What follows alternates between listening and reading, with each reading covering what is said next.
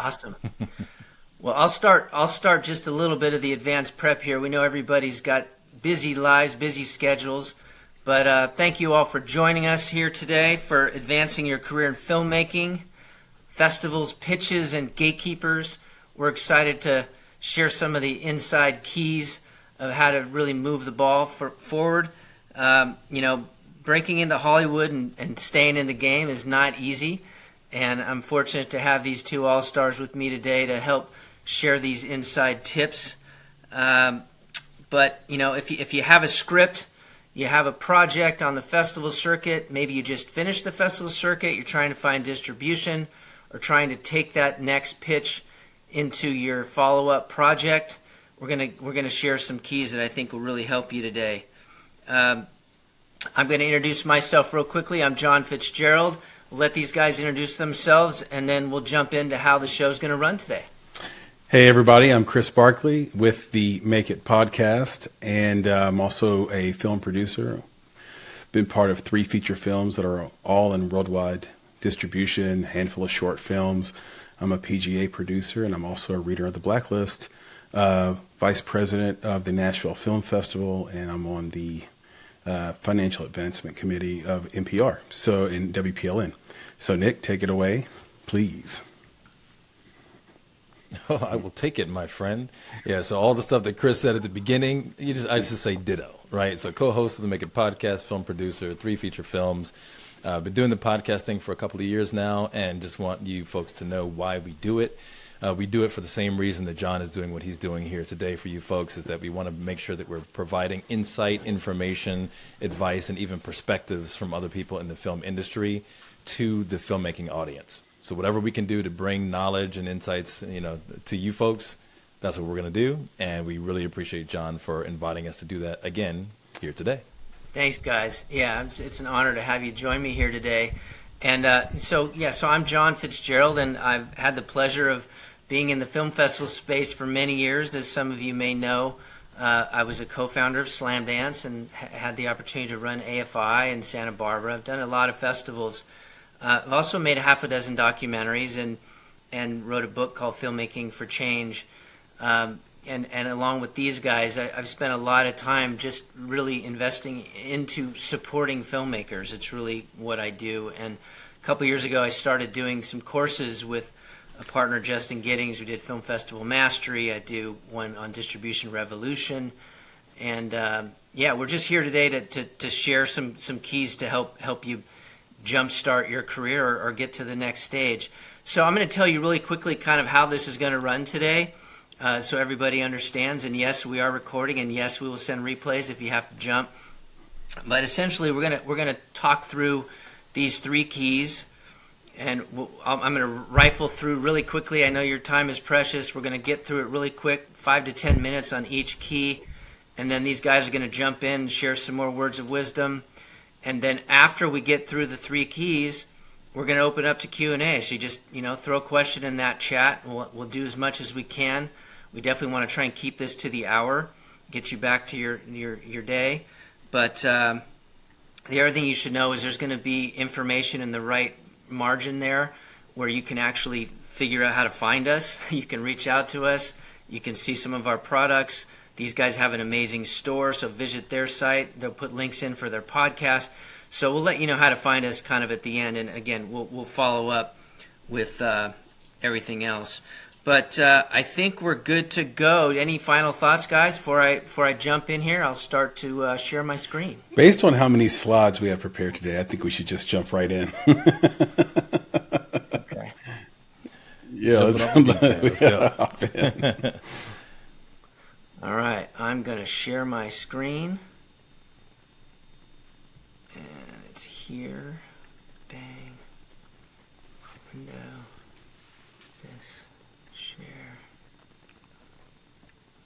Okay, let's go to view, full screen mode. How we doing, guys? Can you see everything okay?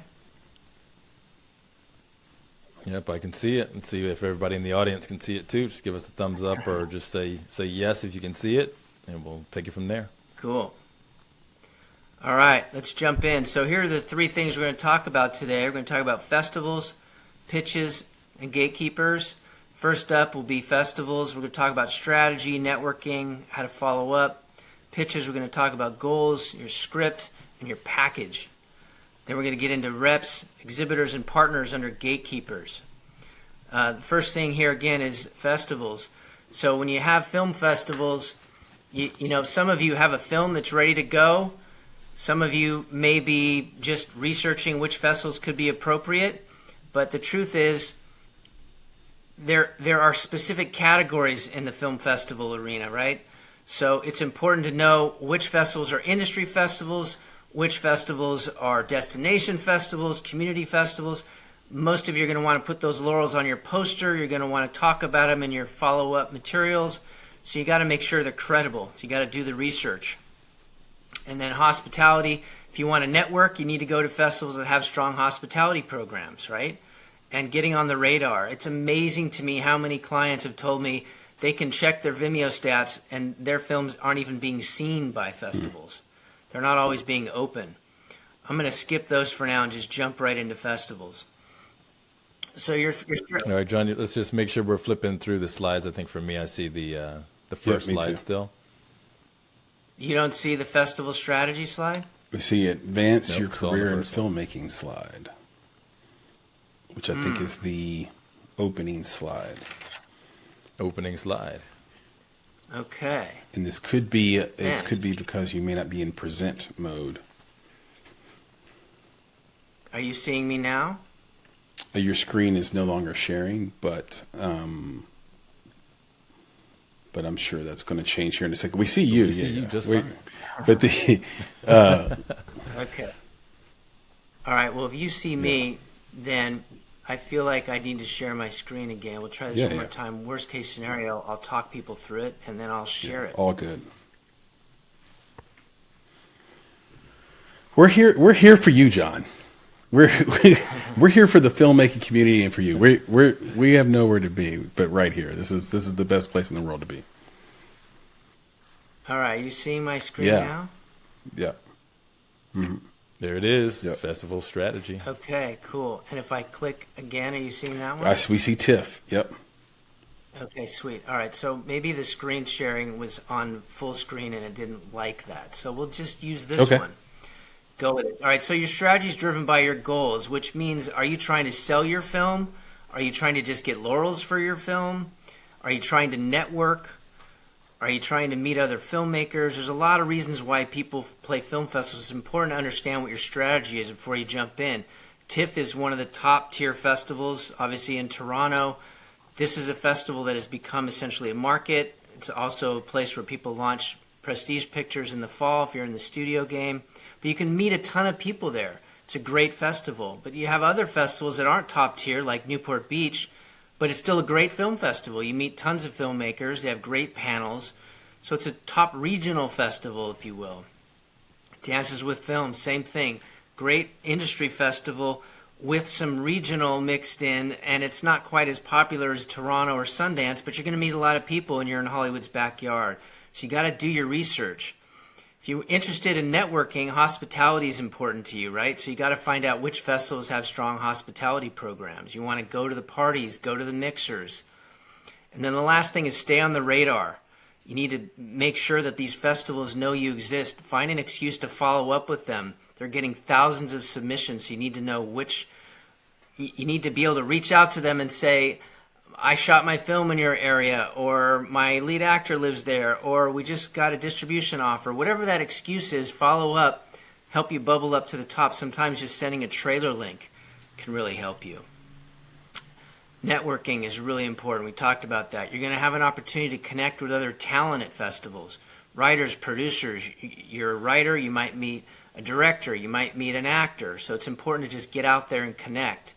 Industry reps, who's there? Who's on the jury? Do they have panel discussions? Find out who's there. And if they're not there, you can still reach out to some of the companies you want to be aware of your project and just let them know that you're in this festival and send them a link. Connect with the festival team. It's amazing how many alumni return to festivals and they come back time and time again. And festival programmers talk. So keep up with them, thank them, be grateful, and they'll tell other programmers about your film. one of the things that I think people really lag in is the follow-up. You meet people at festivals, you meet them at a party, you're talking about projects, but then you don't really follow up.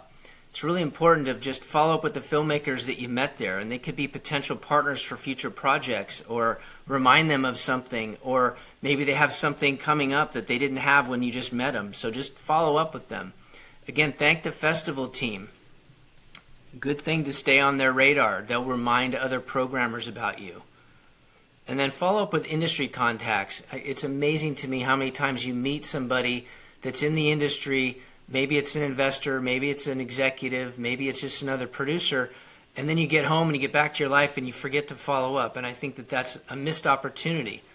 So I'm going to stop sharing there, jump in and let these guys fire away some of their nuggets. Well, I thought that was all really good. I think the first thing is your goals. I think you nailed it with, like, what do you want to do with this film? And are you a good, are you being honest with yourself on what your film can do? Like, how good is your film? What does it deserve?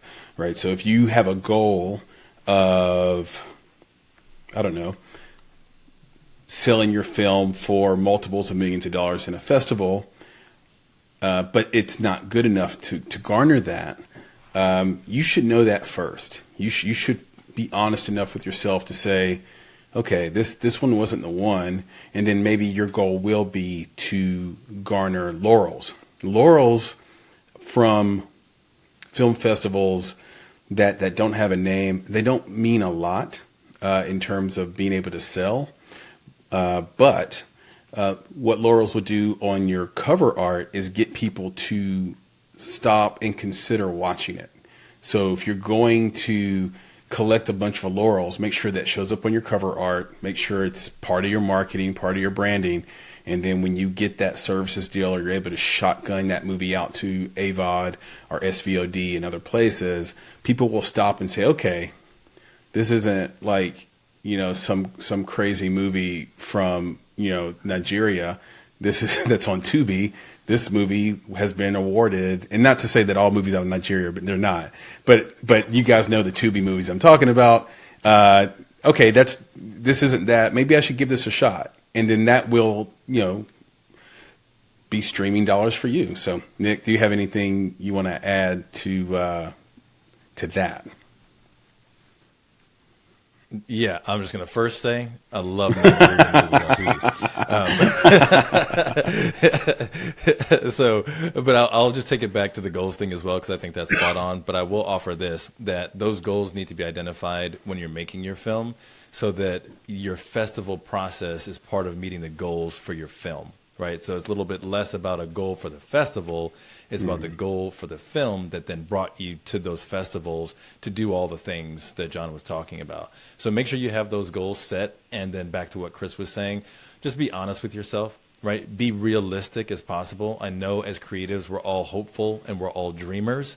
But, there is a business side to this as well. So make sure that you're grounding yourself in the realities of things.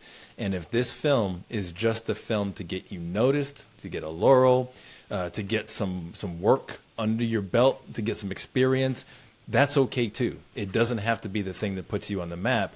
It could be the thing that keeps you going. So just set those goals early on when you're making your film. That'll set you up really for success when you get And to John, the can festival I circuit. talk about two other points you made really quickly? Sure. So one, Yeah. you talked about being sure to follow up with contacts at festivals.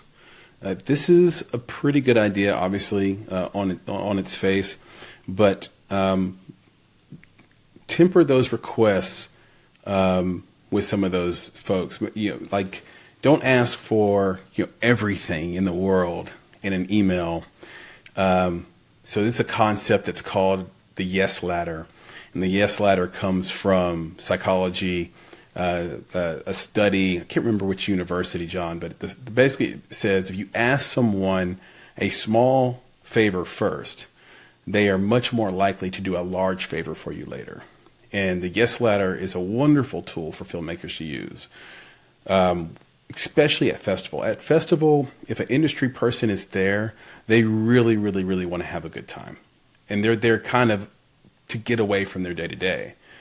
So don't ask them to buy your movie when you go up and shake their hands. Ask them for a beer or a cocktail. You want to have there's a great bar.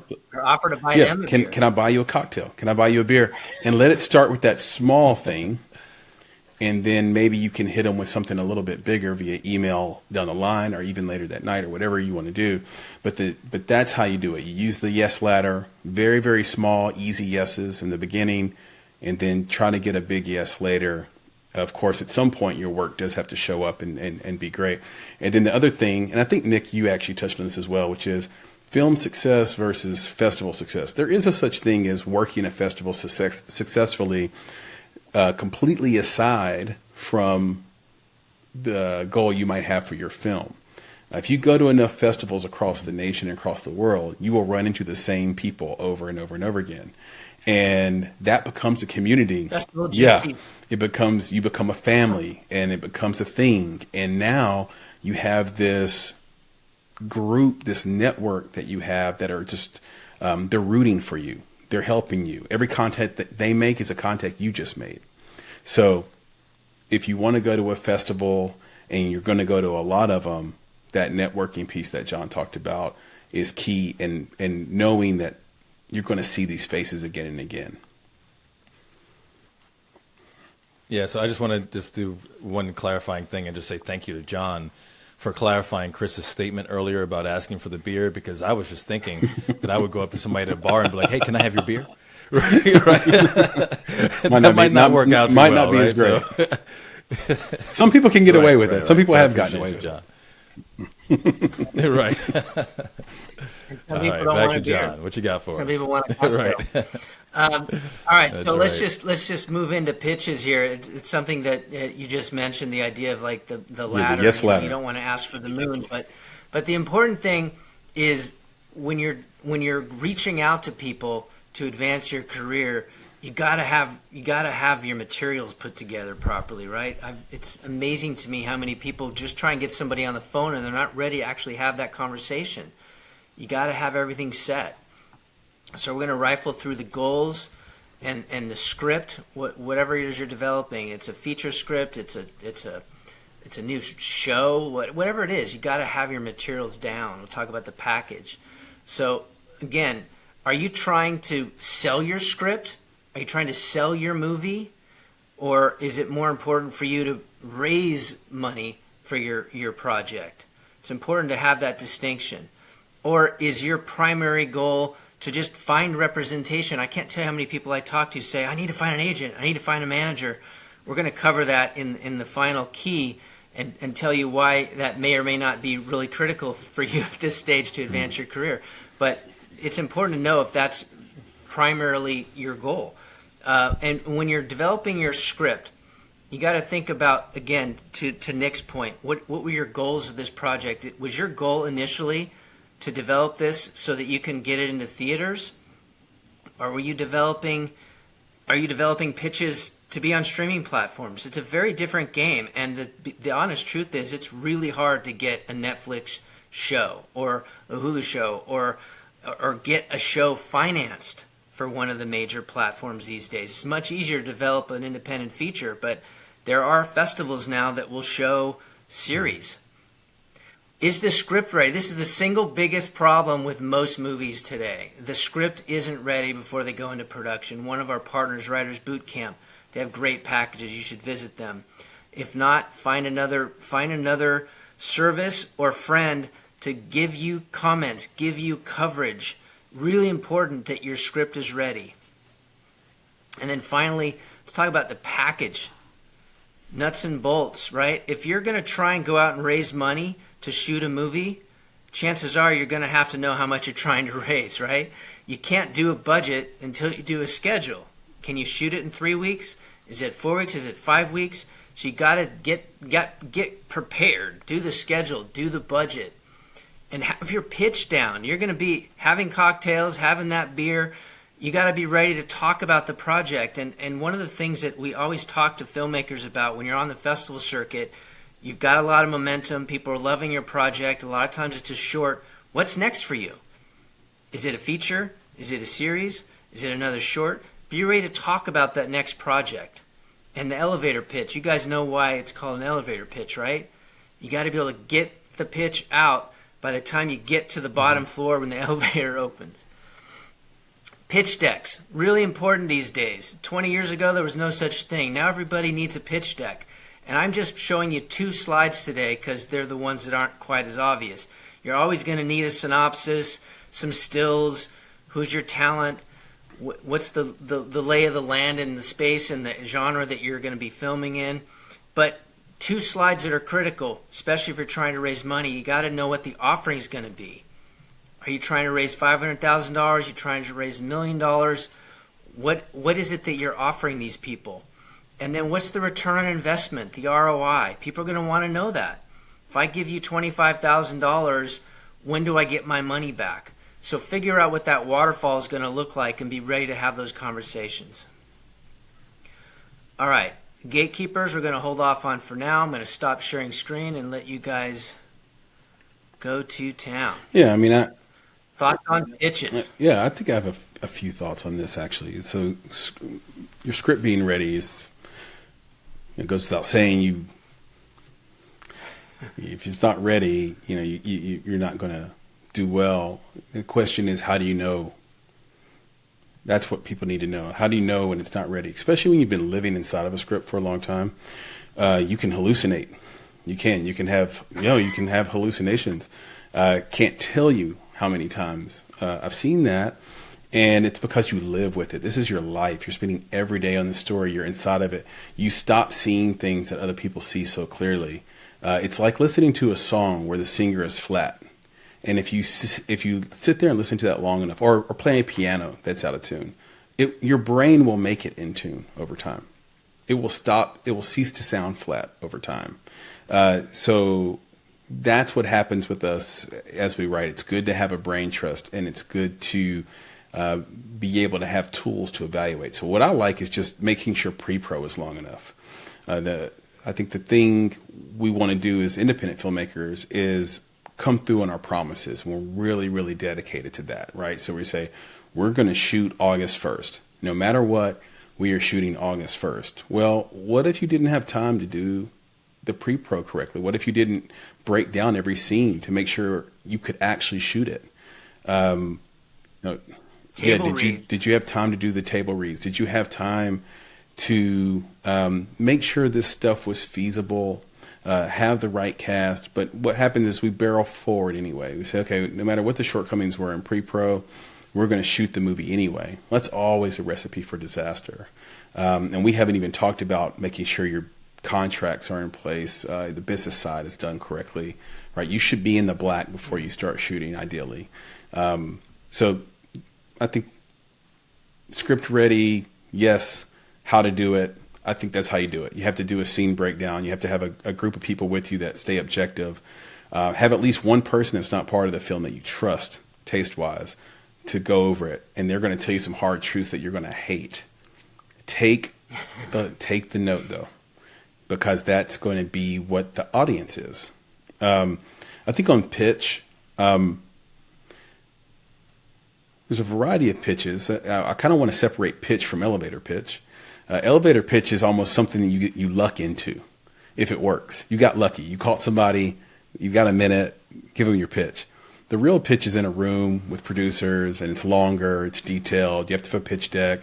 You have to have some supporting media in there. And the whole thing with that is being honest about what would really sell you. If you were in my shoes, would you put money into this? Would you want to produce this? Is this really, truly exciting, or is it really exciting for you? and on the elevator pitch side, I think this is effective on the regular pitch side as well, the sort of normal pitch, is it's all about the hook. That's really important. And by the way, a hook of a pitch isn't just what's selling it, but it's about the audience. And so instead of saying, here's a story about a guy who meets a girl that goes up a hill, give us a hook about why we would want to see this guy and girl go up the hill. That's far more effective. Because immediately, we have to think about, and for at least in my shoes as a producer and Nick's shoes as a producer, we have to think about how we're going to sell this. How are we going to make this financially viable so that you can make your next thing? So, Nick, you got anything? Cool. All right, I'll pick it up from there. Yeah, so I got two things, right? So the first thing is back to what John was saying about an elevator pitch. Okay, I want everyone to understand that there's a difference between an elevator pitch and a bathroom pitch. Right? And the difference is, don't do the bathroom pitch. The reason why you have an elevator pitch is you have the captive audience in an environment where it makes sense to pitch, right? Don't pitch somebody in the bathroom. They're a captive as well, but it's not appropriate to do it, right? So you have to make sure that you're gauging the appropriateness of the pitch as well, and looking at things. I would love to know the story behind that because advice. I think back to one of the things. Yeah, right. I won't go there, right? But one of the things that Chris was talking about was the idea that, you know, any investment that's made in a film or a script or anything is really not an investment in those things. It's an investment in you. That's the first step. So if you mess up the context in which you pitch, then you've already kind of burned that bridge. So make sure you're doing that in the appropriate context. And then back to when you pitch, for any pitch, we always say that you got to think about your whys. And the first one, when you think about it, is like, why you, right? As an individual, why should I listen to you, right? What is it that you're bringing to the table in this discussion? Who you are as a human being, because that's the first thing that I connect with. The next one is, yeah, why this story, right? Why does this story need to be told? And you got to be specific. Don't say that, you know, this is what the world needs right now and everybody's going to love it. That's not specific enough, right? That's not going to work. And then the next thing is, you know, like, why now? So why this story? Why now? And then I'll just say the last thing is, why me, right? If you're pitching me, why are all the first whys appropriate for me as the person being pitched? Why do you and I have a connection, right? Why should this story connect to me? What is it about this, what's happening in the world right now, that actually works with my platform, right? All of those things need to align. So again, it's why you, why this story, why now, and why me as the person. Yeah, it's beautifully put. I just want to expound upon that last one, the why me. You know, we have this thing called the extra dollar, me and Nick. And the extra dollar theory is this idea that if it's just about money, then anyone that comes in with one more dollar than we have is your new best friend. And that's a really terrible way to build a film team. Yeah, that's good. Good stuff. I might have to borrow Yep. All right, pitch in the back. I might have to borrow that. All right, so we're going to go back and finish up with our third key here, where we talk about the gatekeepers. And let me just say, if it's not already obvious, you know, sometimes you don't need gatekeepers. If you have a great idea, a great script, a good team, and a good package of materials and a good pitch, you can probably raise some funds and get this thing made. But I think a lot of people are really dialed into, you know, how do I get representatives, you know, how I deal with distributors and exhibitors, and what do I need to do to get to these people? And so we're going to go through this now. So again, the representatives, it's important to understand the distinction. A lot of people don't know this, but agents and managers are two very different entities in the business. And of course, there's different layers of agents and different layers of managers. The big agencies, the big three, right? You got CAA, you got William Morris Endeavor, and you got UTA, and then you got another tier, and then there's smaller tiers after that. Agents are there to get you deals, to submit projects, to do contracts, get deals done. Managers pay a bit more attention to your careers. So it's important to understand the difference, that managers are not supposed to be writing contracts. It's an important distinction. And producers reps, if you have a finished film, producers reps really come in handy because they're the ones that can get it in front of distributors, especially if you're an independent filmmaker. They're the ones that are going to put it in front of the A24s and the Neons and, you know, Gravitas, Fox Searchlight, all the different levels that you can get to in the representative side. All right, so let's talk a little bit about exhibitors. Again, it depends on what you're trying to do. Back to goals, right? Are you trying to get your movie onto the big screen? Are you trying to get your finished film into theaters? Or are you trying to sell your screenplay? What is your goal with the gatekeepers? And if you're trying to set up your project, is it going to be finding a streaming platform? Are you trying to go straight to video? There's a lot of money in the streaming market now, right? The game has changed, but some people still feel like they need to be in theaters. And the important thing to understand is that not everybody can get their project in front of Netflix. Without an agent, it's hard to do that. So how do I get to an agent? Well, you can go to the agencies with your materials, with your finished film, with your script, but some of the bigger agencies won't look at unsolicited material. So you have to go through the coordinators, you have to go through the assistants, or you have to go through casting directors. But you can meet a lot of these people on the festival circuit as well. And the same thing, by the way, with distributors. You can't just reach out to somebody at Disney. They can't look at unsolicited material. But you can find people to get to these people through. Theaters. If you're a top tier studio distributor, you're shipping to theaters directly, right? That's the game. But there's tons of independent theater chains. You can go straight to the theater chains yourself if you want to play in those theaters. Production partners. It's important to know if you're trying to set up a project, trying to sell a script, trying to sell a pitch, you got to know which of those venues will actually look at unsolicited material. Some of the studios, as I just said, won't look at it, but there are producers that have deals with studios. You can usually get to those producers, and if you don't know the producer, you can use IMDb Pro and find out who the executives are. Those junior level executives and assistants, it's their job to find good content, good talent, good acquisitions, good screenplays, good stories. So don't think just because you don't know how to get to Bruckheimer that you can't get to his company. You just have to go through the assistants. Sometimes it's worth it to just go to financiers directly. And some of these companies have, like some of the managers, in fact, have production divisions. So you can get to some of these second and third tier companies that have their own funding. If they're not companies that have their own funding, then you have to go to outside investors. All right, so those are the three keys. We talked about festivals, pitches, and gatekeepers.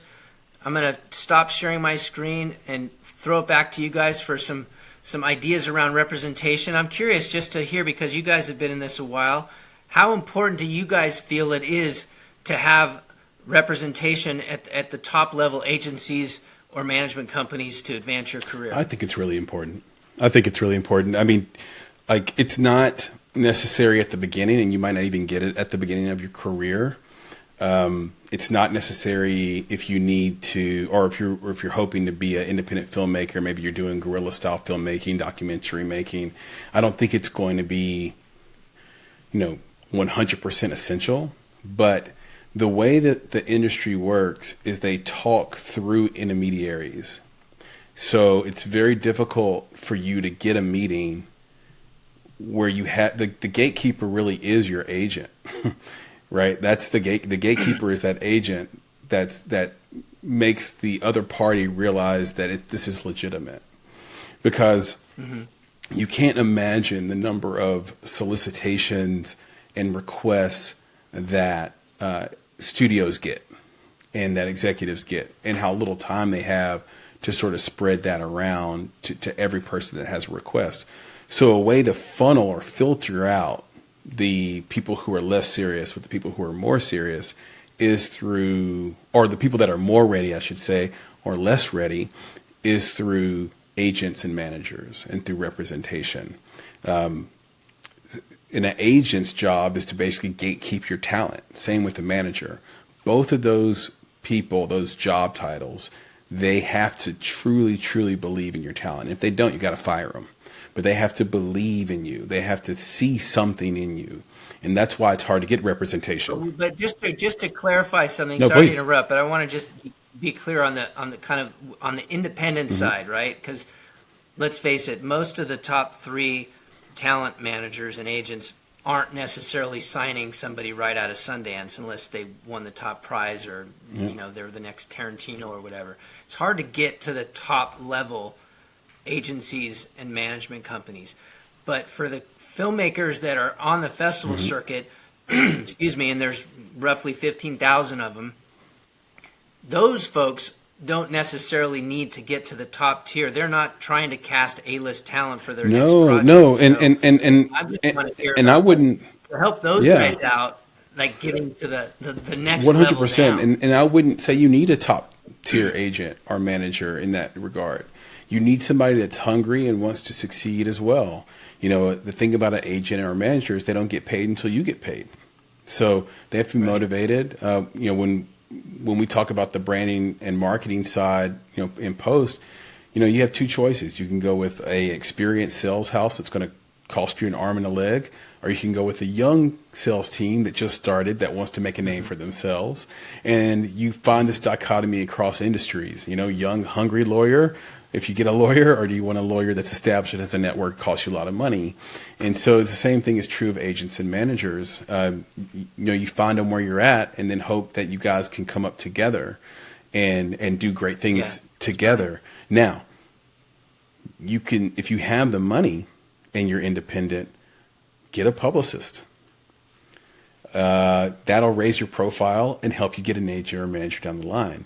But that's going to cost about $6,000 to $10,000 a month.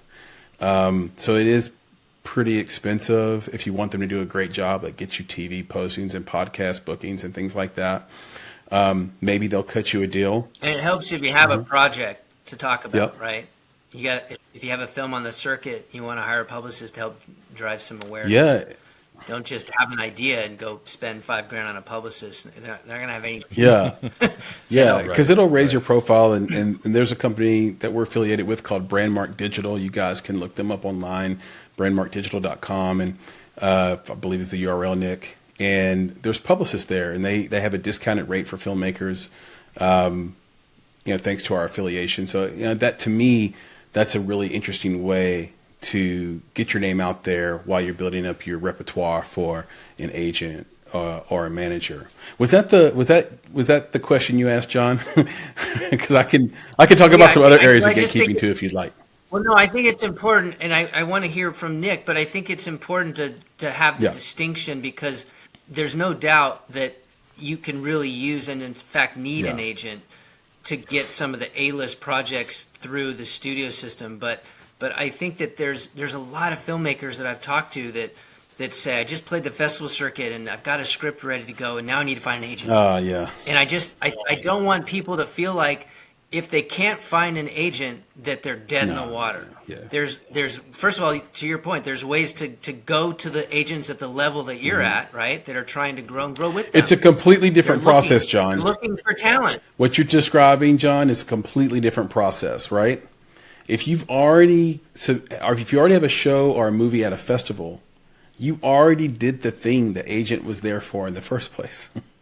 So now you've already passed that. You don't need to go get an agent. You need to find a distributor. You need to find a branding and marketing team. You need to find someone who can, maybe a sales team that can pitch your film that's now should be, up for sale and up for distribution, up for licensing. Right, but what if you, for example, let's say you did a short film, then it did the festival circuit, and now you're ready to kind of move to the next level. You've got a feature script. Some you just have a script. Unfortunately, or they feel trapped, like they can't get to that next thing. They can't get this made because they can't get to anybody at CAA or William Morris or what. Like they feel stuck. And so part of what I want these folks to leave with today is understanding, if you do your homework and you're working hard and you're understanding the lay of the land, take your project, get it ready, get your package ready, get your pitch ready, get everything going, and then figure out the best path to get that project either made or sold.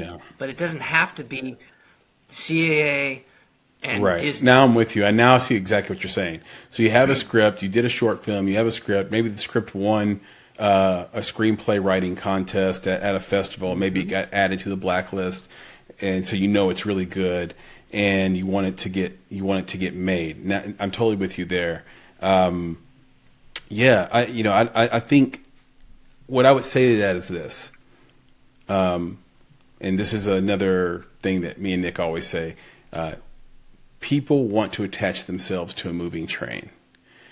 And when the best thing you can do for yourself is to be always working on your dream so that people see you're all the way in. It's the same thing in any type of investment. If you want money from somebody and they see that your focus is 50% on some other job you're doing or something else you're doing, it's going to be hard for them to give you money because they don't see that you're always working to get their money back. Does that make sense? So the best thing you can do is like be all in on your script, like always be working on it. Every conversation you have is about developing this incredible script. And people will start to believe in you. You will begin to inspire people through your dream, which is such a magical thing. It's an amazing feeling when it happens because people start to believe in you. And they don't even know what to speak to you about if it's not that thing, because it's all you care about. That's called being 2 feet in. That's called being a moving train, and everyone is attracted to it. Nick, I'm sorry you've been waiting a while. No, it's all good. It's all good. Now I was thinking, when John was talking about representation, in my mind, I'm kind of going through it. I'm like, there's so many different types of representation. So I want to talk about a couple of those, but I first want to get back to what John was saying about people feeling stuck and thinking, I have to have this thing in order to move forward. And I think the first thing is that the only person who really tells you that you can't do a thing is you, right? That's it. I think that's what John is saying. Like, don't get stuck in that space thinking that you can't do something. No, build this project out, ask questions, identify people who can support you, go to these film festivals, network, collaborate.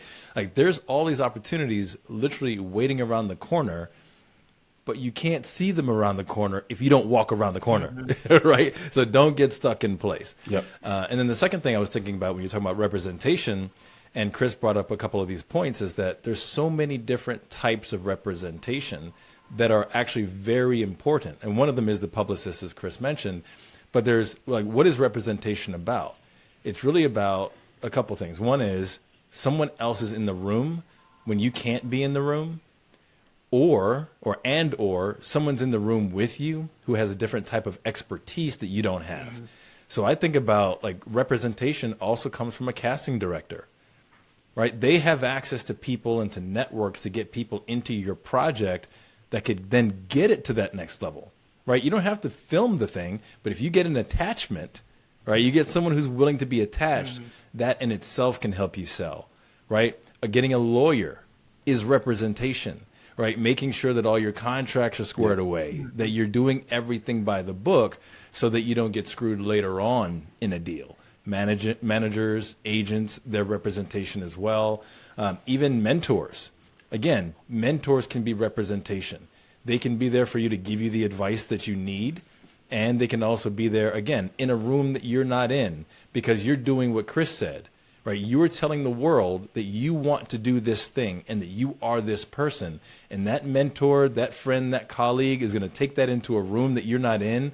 They're going to mention the thing that you're working on, and someone's going to hear about it that's going to be interested in that project. Right? So there's all sorts of different types of representation that are important to have. But again, back to John's point, you don't get a lawyer, a manager, an agent, a publicist, a producer, a mentor by sitting on your butt and saying you can't do a thing. Yeah. So and I want to hook totally into casting. You got to be active. And I want to just piggyback on your train thing. I use that all the time, the idea of when you're talking to investors or you're talking to potential partners, whether it's an affiliate or even a cast member, it's like if you represent that the train has left the station, this is happening, they want to get on board. And a lot of people just find, unfortunately, reasons to just pause. They're not quite there. They're not quite there. This thing isn't perfect yet. This thing isn't.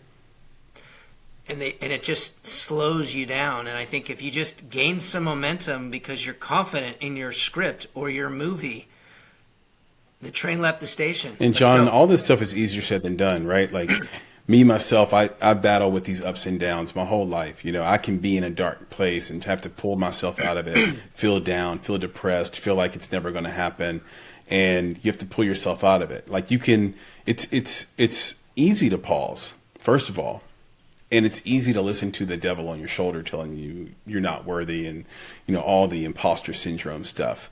And almost every artist, great or not, that I know, especially the great ones, have a degree of imposter syndrome that they're dealing with. And so it's easy to pause. And so I know these are just words spilling out of our mouths, making it sound like, yeah, just keep going. But there are tools that you can use to keep going when you get in those spots, to sort of give yourself the confidence, sometimes step away, maybe for a day, John, and then get back to what you were doing, something completely unrelated. Get what I call just small W's, get small wins in your life, and then get that confidence back, you know, to keep going. And before I forget, I just wanted to hook on to something that Nick said about casting. When you have a script and you don't have representation, your very, very best friend should be the best casting agent or director you can find, I should say, because that is how movies get sold on the front end during pre-pro. Is attached cast. And remember, this is all under the caveat that your script has won at festivals, maybe it's been blacklisted. It's a great script. So now you have cast attached. Now you can pre-sell the movie, and yes, that still is a thing. And now you're going, right? Because once the cast is attached, you'd be surprised how many other people just come to your it starts a domino effect. So anyway, just a quick thought on casting. Awesome. Well, let's do this, guys. Since I can't see from my screen how many people are still with us, but I'm hoping that we've got some folks that have some questions. So maybe we should flip this over to Q&A and answer some questions for our listeners today. Can you guys see the chat? Mm-hmm. Yep, and I can see it. If anything pops up, I'll let you know what comes up. We had a couple of just comments in the chat so far already.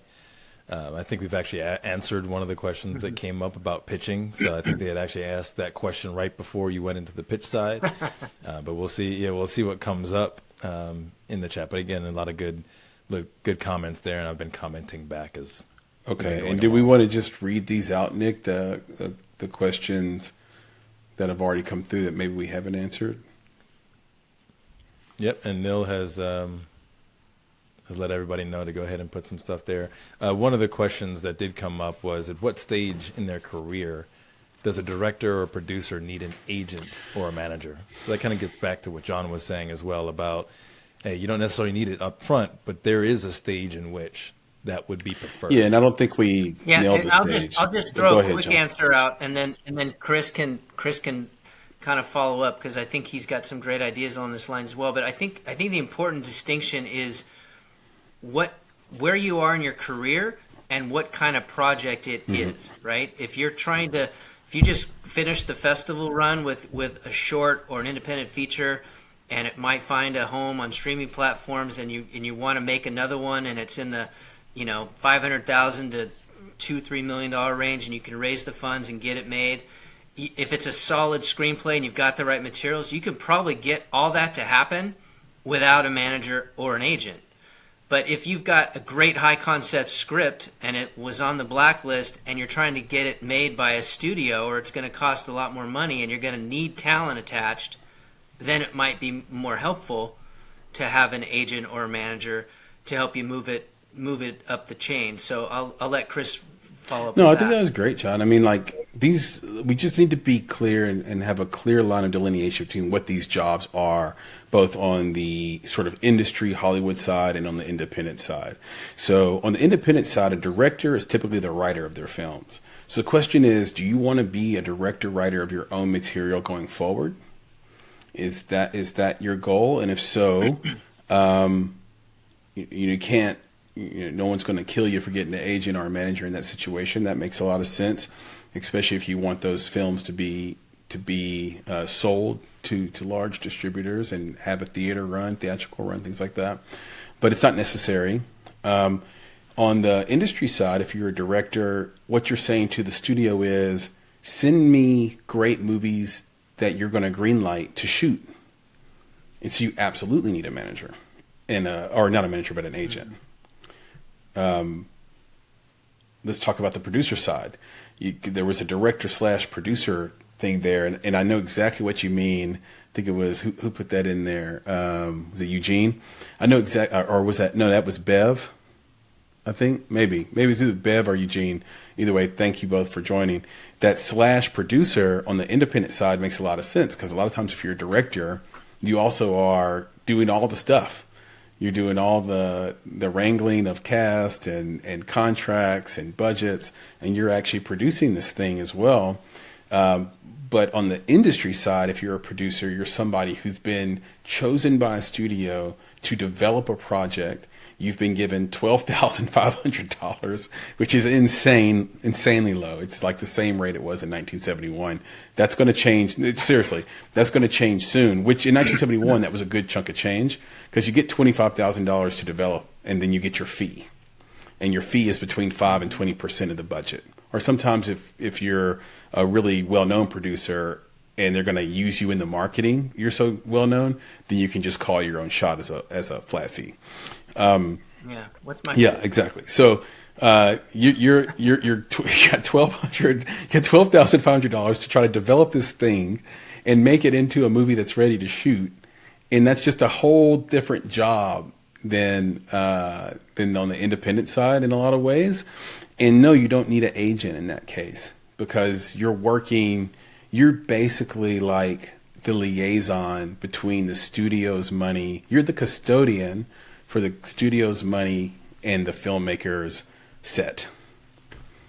So I hope that helps a little bit, and just understanding the difference in the jobs. Well, it's important to understand the distinction between the two, because it is a different game. But I think we're talking primarily to independents today. Go ahead. Somebody want to fire away the next question?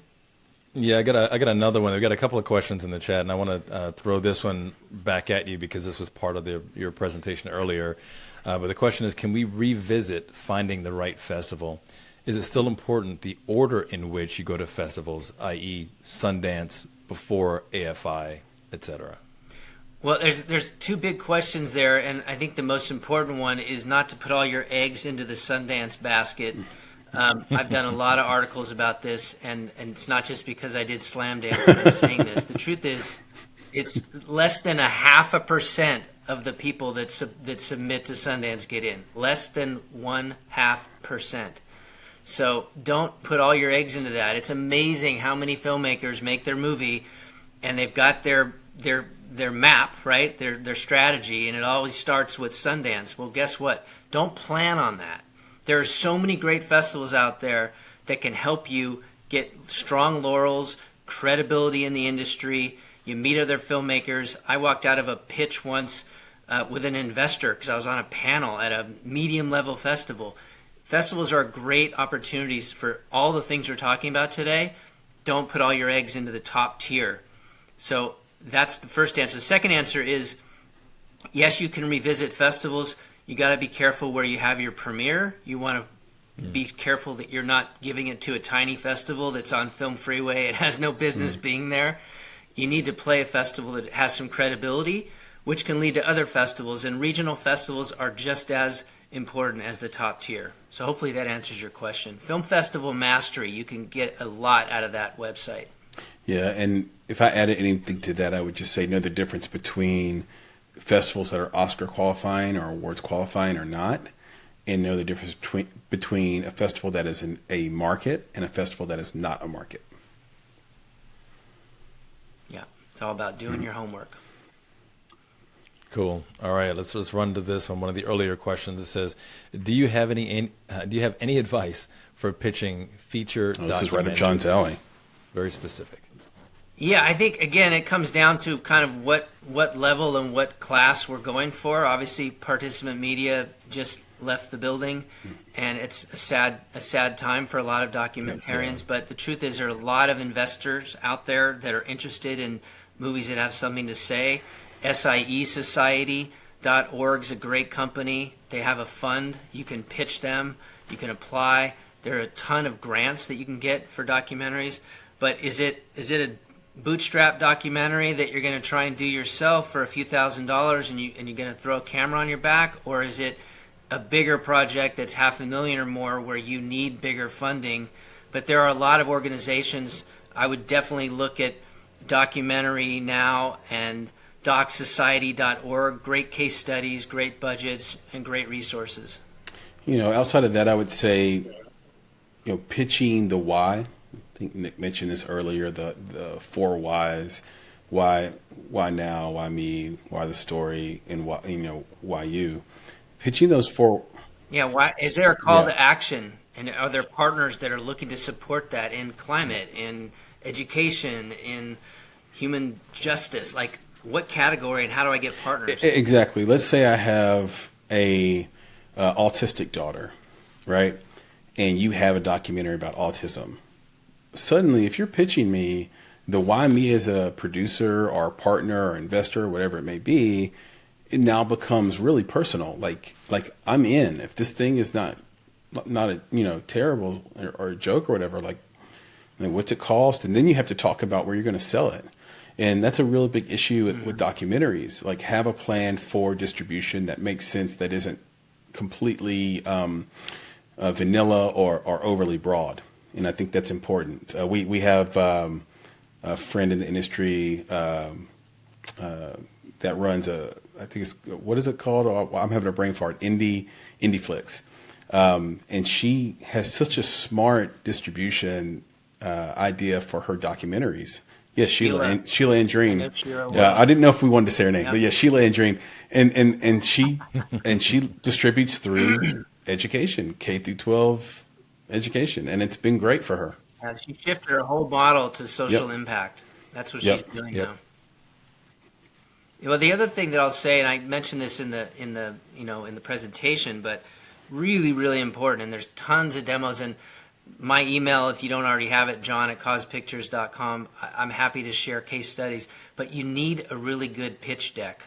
Whether you're trying to get funding, you're trying to get partners, affiliates, producing partners, you need a good pitch deck. And they're going to ask that question that Chris just mentioned, which is, what is your end game? Are you going to release this into theaters? Are you going straight to streaming platforms? Is there going to be an educational model where you take it into schools? So anyway, we've beat that question to death. So let's move on to the next one. You gave some good input, and just doing a time check on this as well. I just wanted to make sure we had adequate time, John, and of course to Chris and myself, to make sure we let people know what those other resources are that are available. I think John had already mentioned a couple of them that you have, that you could get out there to the community, as they have these additional questions. I know that you're available for consultations. You've done a couple books.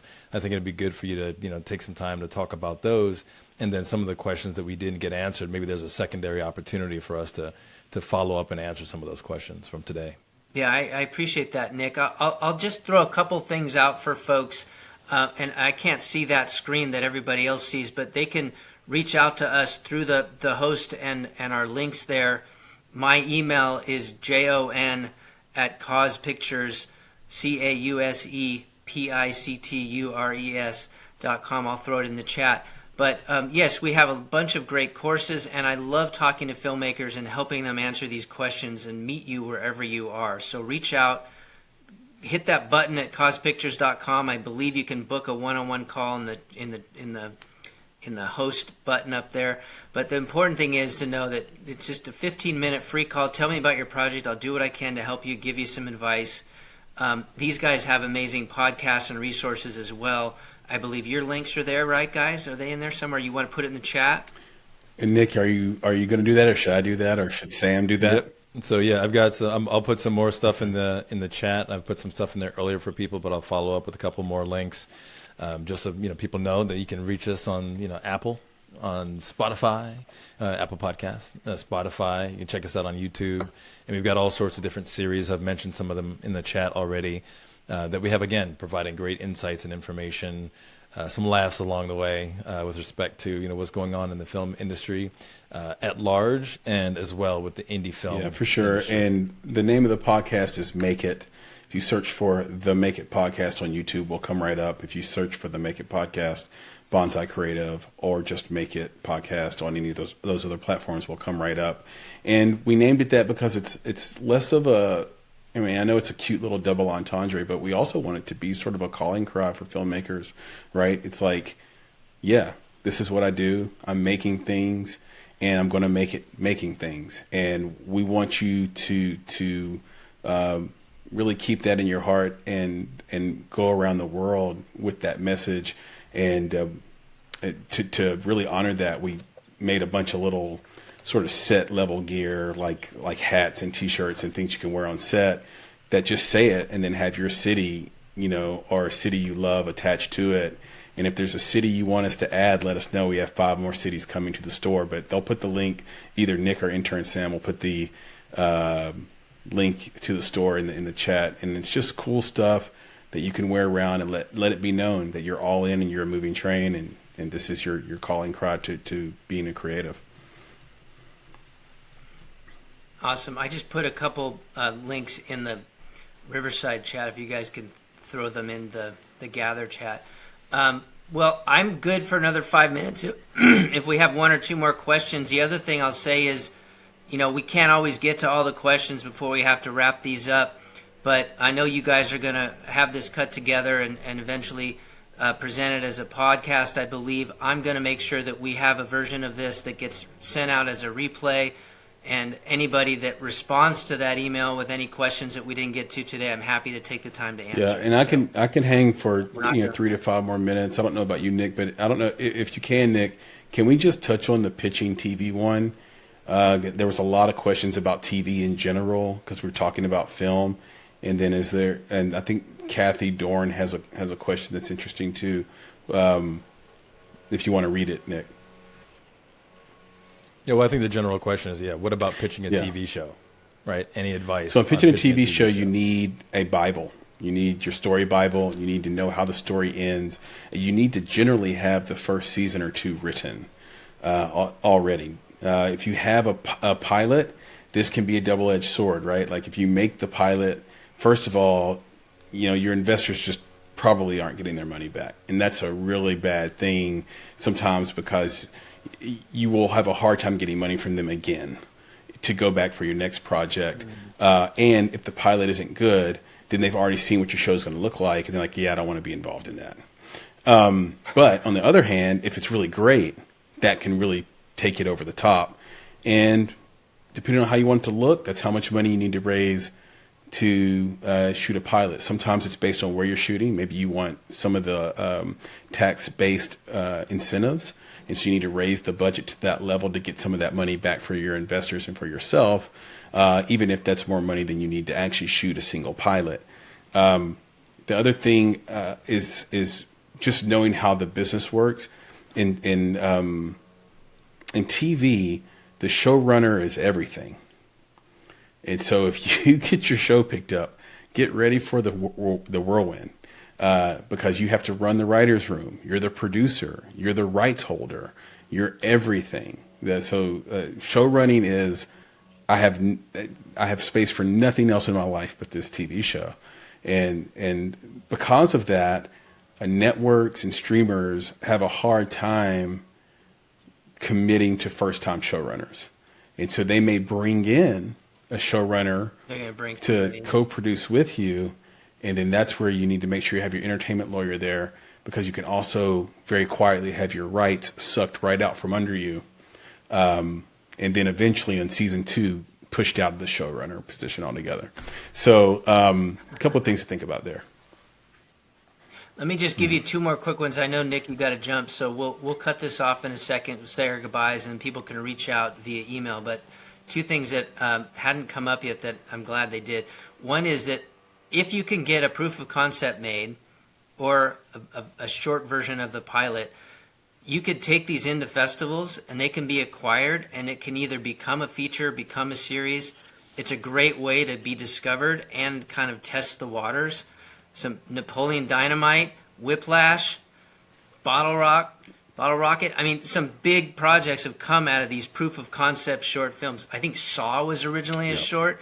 So this can happen, or you can go to a producer's rep who can get your material in front of showrunners if you don't know any. Yeah, and I'll just add the one thing is, how does your story end?